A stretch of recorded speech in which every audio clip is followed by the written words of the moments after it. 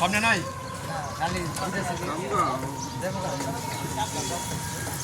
আগরতলা একজন ঠিক আছে বাবু।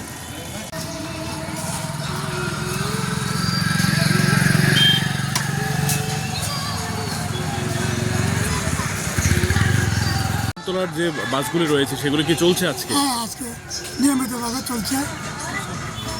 এই স্ট্যান্ডে মূলত দেখা যাচ্ছে যে যাত্রীদের কাছ থেকে বিভিন্ন ম্যাক্স গাড়ি এবং ছোট গাড়ি অত্যাধিক ভাড়া নিচ্ছে, সে ব্যাপারে আপনারা কী ধরনের ব্যবস্থা গ্রহণ করছেন? না, এরকম ধরনের কোনো কমপ্লেন তো আমরা পাচ্ছি না। যদি কোনো প্যাসেঞ্জার আমাদেরকে কমপ্লেন করে তখন আমরা এই ব্যবস্থা করবো একটা।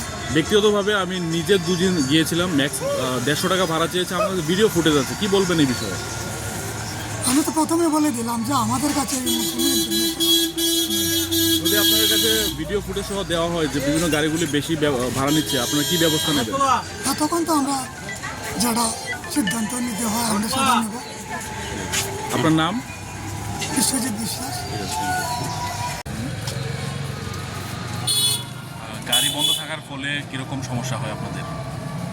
তো প্রত্যেক দিন যাওয়ার সময় 200 টাকা 250 টাকা করে যেতে লাগে অন্য গাড়ি দিয়ে। অনেক সময় তো 4:30 5টার সময় আসলে হয় গাড়ি ভাড়া অটোমেটিক্যালি বেড়ে যায়। আমাদের কাছে অভিযোগ আছে যে ম্যাক্সগুলি এখান থেকে যেগুলি চলে সেগুলি 5টা 4টার থেকে 150 টাকা ভাড়া চাওয়া হয়, সত্যতা আছে কি এটা? এটা সবসময় না, কোনো কোনো সময় যখন বেশি ক্রাইসিস থাকে ওই এখানে যে গাড়িগুলো চলে আসে যখন ওরা আগরতলাতে গিয়ে আবার ব্যাক করে আসবে, এই কারণে ওরা একটু বেশি। এটা কি আপনার মনে হয় যে যুক্তিসঙ্গত ব্যাপার বেশি ভাড়া আদায় করা মানুষের কাছ থেকে? এটা তো হিসাবে তো না, যা ভাড়া আছে তাই নেওয়া দরকার। Thank you.